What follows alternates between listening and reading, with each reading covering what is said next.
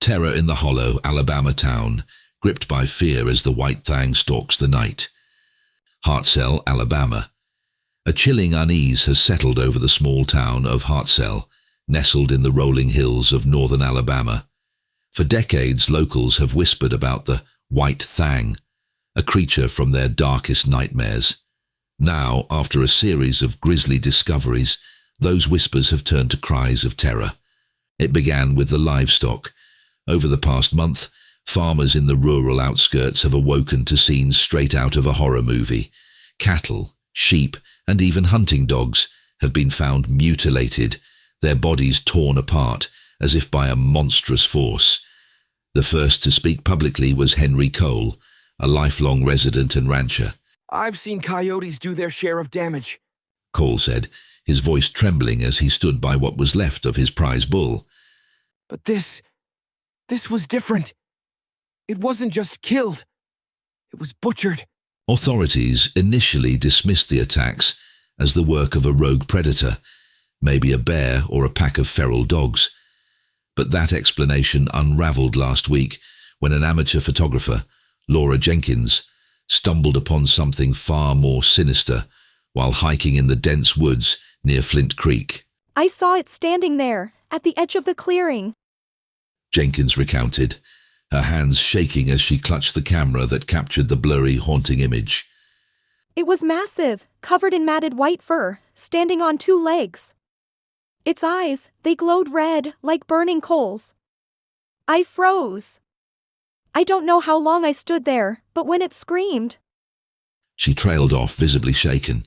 Jenkins' photo has become a flashpoint for debate, with skeptics calling it a hoax or a bear caught in poor lighting. But for those who've grown up with the legend of the White Thang, it was a confirmation of their worst fears. The sheriff's department, overwhelmed by a flood of sightings and reports, has advised residents to stay indoors after dark.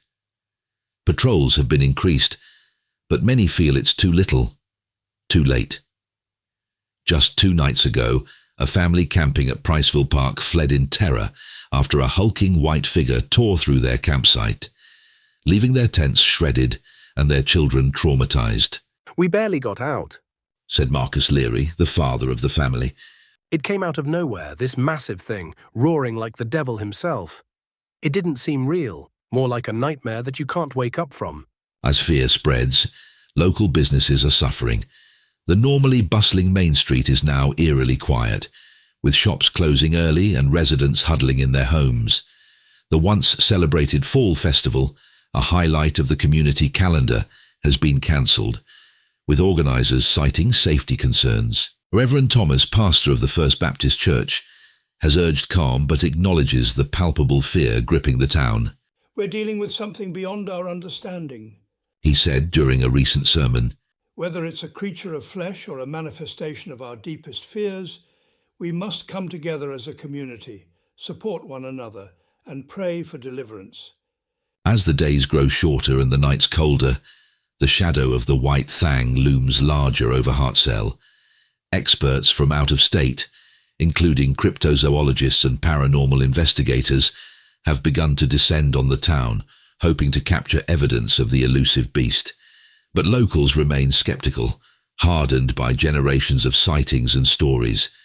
"I don't need an expert to tell me what I already know," said Evelyn Miller, 78, whose grandfather claimed to have seen the White Thang decades ago. "It's real and it's hungry."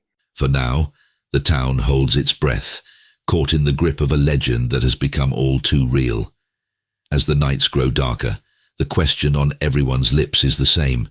What will it take to stop the White Thang before it claims another victim? Only time, and perhaps a blood-soaked confrontation, will tell.